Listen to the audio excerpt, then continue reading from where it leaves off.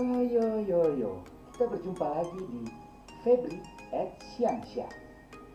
Dan kali ini kita akan membahas penggunaan istilah-istilah dari bahasa Latin yang selama ini salah kaprah digunakan dalam bahasa Indonesia.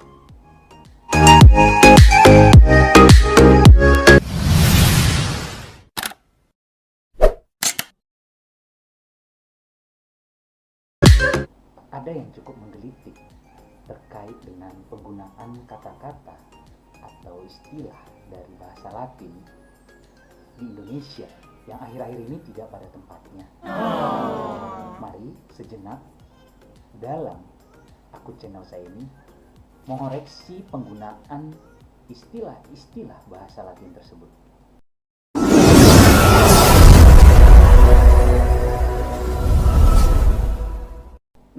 Ini istilah Latin ini pasti sering kita dengar, sering kita baca. Nah, sebelum kita mengetahui bagaimana pengucapan yang benar dan penulisan yang benar, saya ingin mengatakan ya, nasib dari istilah Latin yang sederhana ini sebenarnya sungguh menyedihkan ya. Kenapa? Sering kita dengar di institusi pendidikan ya, terutama di perguruan tinggi, universitas. Banyak dosen yang sudah doktor, bahkan sudah profesor, rektor, dekan, ketika mewisuda mahasiswanya dengan mengucapkan dan menuliskan istilah ini dengan salah. Sudah ditulis dengan salah. Dibacanya apa? Cum laude.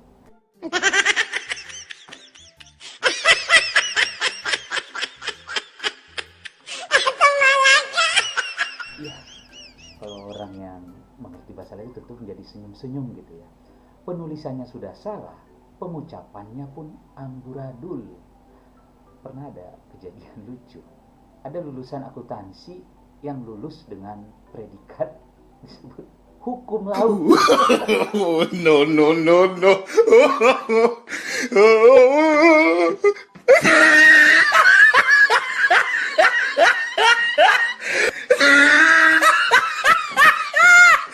Akibat salah mengucapkan istilah Latin ini. Ya, penulisan ini tentu jelas salah. Istilah tersebut terdiri dari dua kata Latin yang tuliskan seharusnya terpisah. Cum dan satu lagi ini, yang artinya dengan pujian. Lalu cara bacanya yang benar adalah cum laude. Jadi bukan cum laude. Bahasa Latin itu dibaca pada umumnya seperti yang tertulis. Nah, lalu bagaimana lagi dengan predikat lain seperti ini? Atau ini?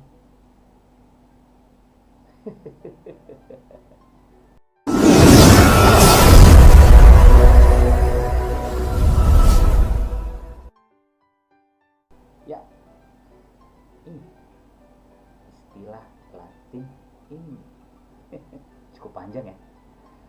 Ya, dalam kelas mata kuliah aspek hukum dalam ekonomi yang pernah saya ikuti yang beberapa tahun lalu, seorang dosen yang tentu berlatar belakang pendidikan hukum menyebutkan beberapa asas hukum. Salah satunya ini, asas hukum ini yang dalam bahasa Latin ini. Nah, yang menjadi menggelikan buat saya itu ketika dia membaca kata ini dan ini menjadi punah dan punali. Dan kemudian kata ini dibaca dengan lege.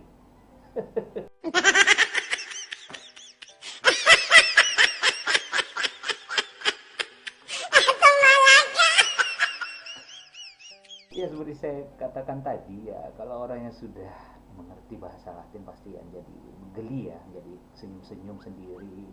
Karena mengapa? Itu jelas pengucapan yang salah.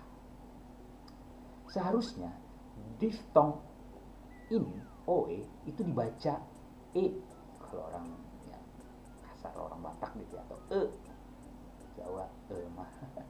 Pada kata ini dan kata ini. Sehingga kata tersebut dibaca yang pertama tadi ini pena, dan yang kedua ini penali. Nah, pena dan penali. Ini bukan puna dan punali.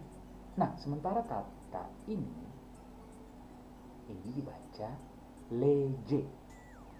Leje. Jadi huruf G di depan huruf E itu berubah menjadi J, huruf J, dibaca leje.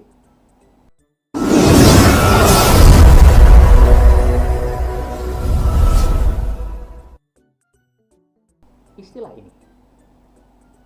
Nah, banyak orang sering membaca kata ini dengan salah, yakni dibaca magnifikat.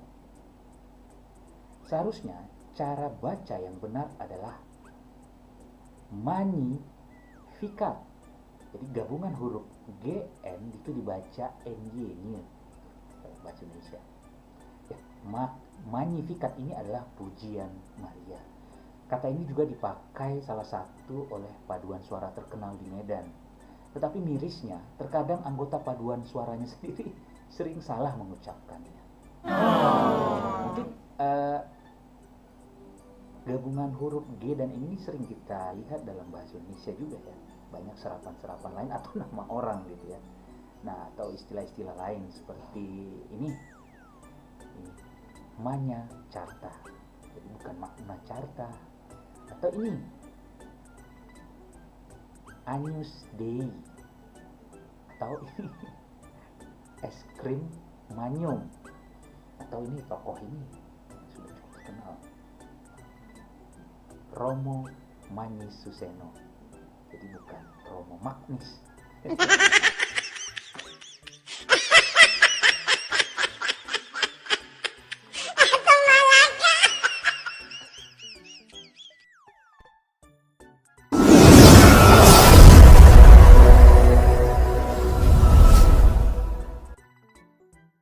Dan ini juga peribahasa yang sangat terkenal. Lihat ini penulisan yang salah ini yang saya tampilkan.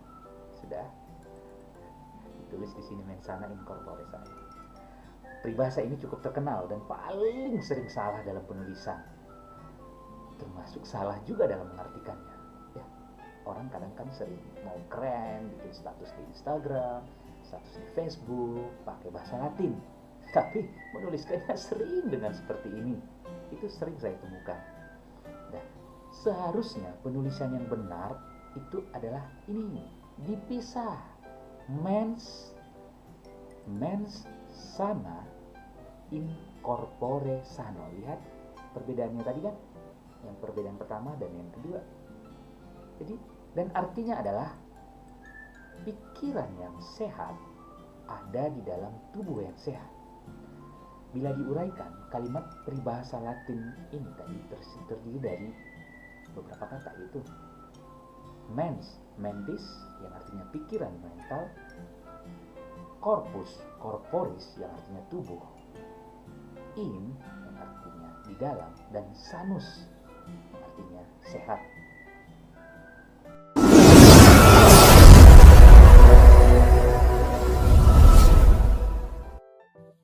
Ini dia. Ini kata yang jelas-jelas salah, kaprah, yang lumayan fatal. Mengapa? Ya, sebab sudah salah dalam menuliskan, salah pula dalam membaca. Coba Anda bacanya apa? Munafik ya? Salah dong. Oh no! Kamus Besar Bahasa Indonesia, seharusnya kata yang benar adalah bona fide. Huh? Jadi kata bona fide dibaca seperti tertulis, yaitu bona fide, bukan bonafit. Huh?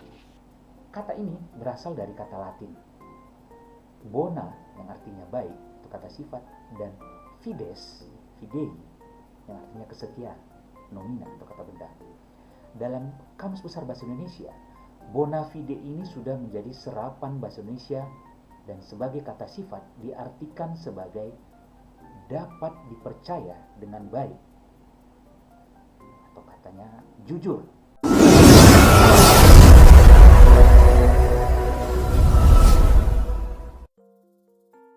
kata yang atau istilah yang mirip kesalah kaprahannya dengan bona fide ini ialah ini. Nih, pasti juga sering kan di koran atau para politisi. Orang-orang kebanyakan masih sering menuliskan elit dan membacanya juga demikian, elit. Padahal kata elit itu termasuk kata yang tidak baku menurut Kamus Besar Bahasa Indonesia. Kata yang baku adalah elite, bacanya juga elite. Wow.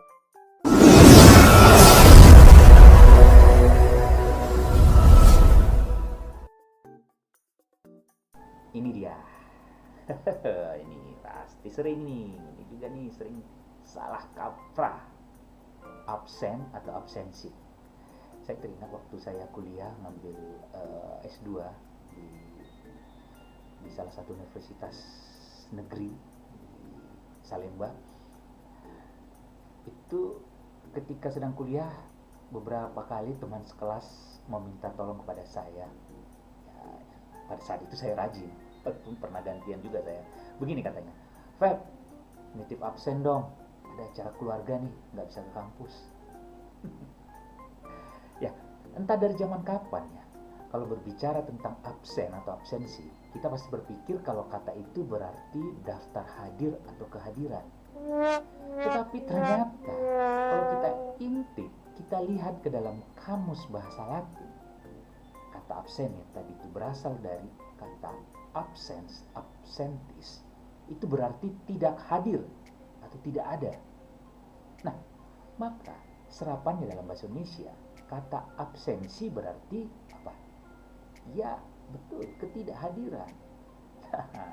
Jadi kalau Anda mau bolos masuk sekolah atau mau masuk kuliah kelas, seharusnya Anda mengatakan untuk menitipkan presensi, yang artinya kehadiran, bukan titip absen.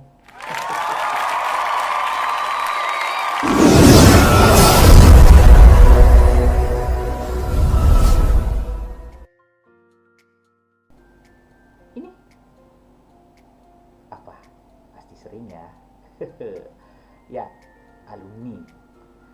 Pernah saya berkenalan dengan seorang wanita dan dia mengatakan, "Perkenalkan Bang, nama saya Adelina dan saya alumni Universitas Indonesia."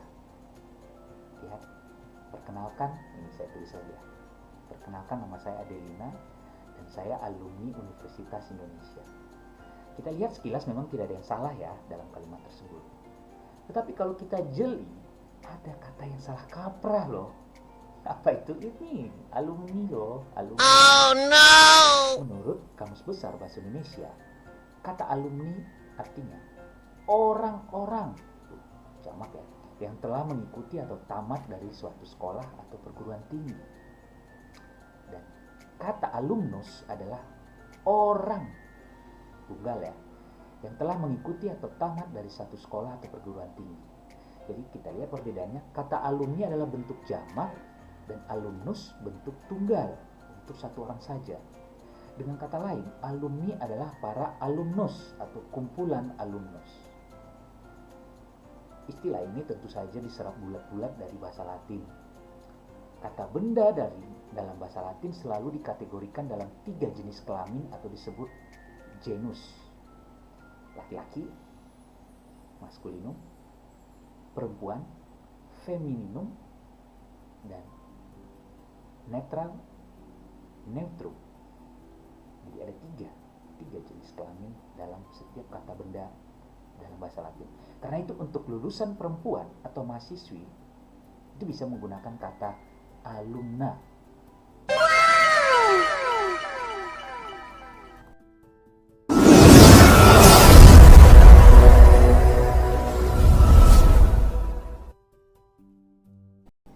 Ini istilah berikut, data. Kasus yang serupa juga pada kata datum yang memiliki bentuk jamak data. Ya, sama seperti alumni dan alumnus tadi. Kedua kata data dan datum ini juga aslinya berasal dari bahasa Latin. Nah, pemakaian kata data, misalnya pada kalimat ini, saya memiliki data-data akurat terkait kasus tersebut. tidak tepat. Hal itu disebabkan kata data pada kalimat itu telah mengandung arti banyak data, jadi mubazir.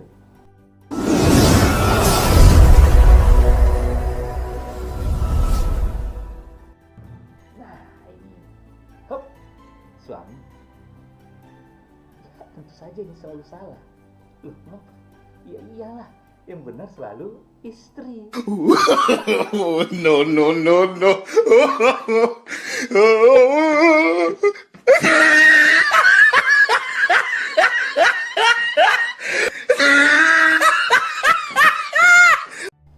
Baik, sobat-sobat, teman-teman yang baik, jika masih ada istilah-istilah Latin lagi yang lain yang membingungkan dan salah kaprah menurut Anda, silahkan tulis di kolom komentar di akun channel YouTube saya ini, supaya nanti bisa kita diskusikan lagi.